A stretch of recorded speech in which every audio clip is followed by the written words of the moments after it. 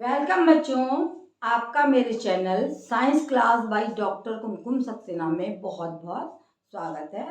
और जीव विज्ञान पर हम चल रहे हैं क्लास 10th के बायोलॉजी जिसको बोलते हैं।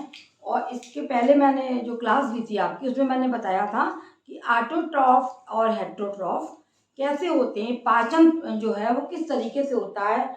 कुछ जीव हैं जो अपना भोजन स्वयं बनाते हैं, जिन्हें हम ऑटोट्रॉफ कहते हैं। और वो कौन से थे, मैंने बताया था पिछले अपने इस क्लास में कि पेड़ पौधे जो हैं वो अपना भोजन स्वयं बनाते हैं और उन्हें हम ऑटोट्रॉफ कहते हैं। लेकिन जीव जंतु क्या करते हैं, वो बने हुए भोजन को खाते हैं। खाने के बाद लेकिन उनमें किस तरह से भोजन पचता है और कैसे वो हमारे शरीर में रोदिन में बदलता है और हमें उससे एनर्जी मिलती है, इसके बारे में सबसे पहले मैं आपको बताऊंगी आज कि पाचन तंत्र में कौन कौन से अंग होते हैं।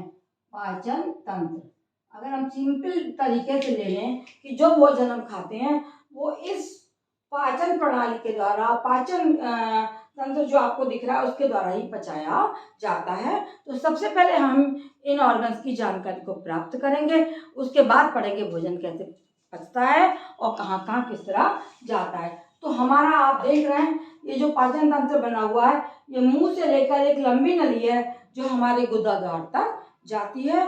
और इसी में जो विभिन्न ऑर्गन्स हैं वही भोजन को, जो ऑर्गेनील्स हैं वही भोजन को पचाते हैं। तो सबसे पहले हमारा जो वो पाचन है वो कहाँ से शुरू होता है, मुंह से शुरू हो जाता है। और इसके बाद में हमारा दूसरा अंग आता है, वो है ईसोफेगस। ईसोफेगस जो आपको दिख रहा है, तो लंबी फूड पाइप है जो मुंह से ये खुला ईसोफेगस में पहुंचा भोजन, और ये पतली लंबी नली होती है जो भोजन को आगे बढ़ाकर कहाँ ले जाती है। ये हमारा तीसरा अंग है अमाशय। अमाशय में पहुंचा दिया जाता है ये भोजन, और अमाशय से भी ये आगे बढ़ता है। बहुत सी ग्रंथियां इसमें होती हैं अमाशय में, जो भोजन को पचाने में सहायक होती हैं। इसके बाद जो अमाशय है वो हमारा निकल के आ जाता है इधर छोटी आंत में। ये आपको दिख रहा है एक लंबी कुंडलित नलिका होती है जिसको हम बोलते हैं छोटी आंत। छोटी आंत, और ये बहुत अपने आप जो है फैल जाती है, खूब लंबी हो जाती है और अपने आप ही सिकुड़ जाती है। इसीलिए आपने देखा होगा मनुष्यों में कुछ लोग तो बहुत कम भोजन करते हैं, उनकी ये नली जो है वो सिकड़ी हुई होती है। और कुछ लोग बहुत बहुत रोटियां खाते हैं, बहुत बहुत खाना खाते हैं, उनमें ये नली फैलकर लंबी हो जाती है।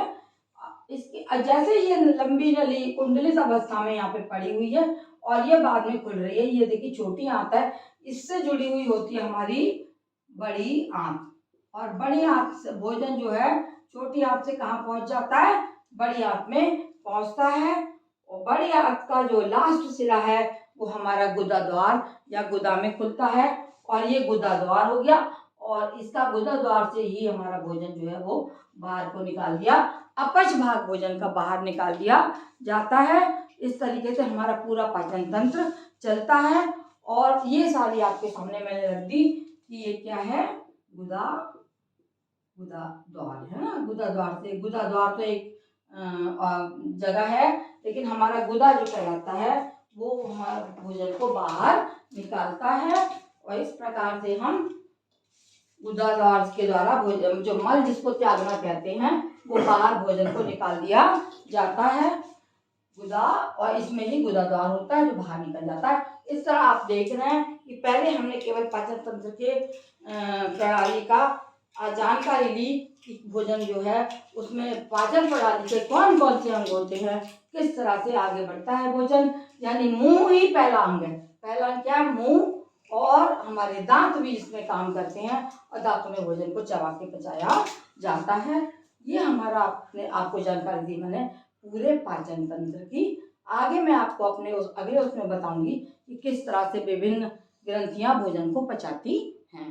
धन्यवाद। अगर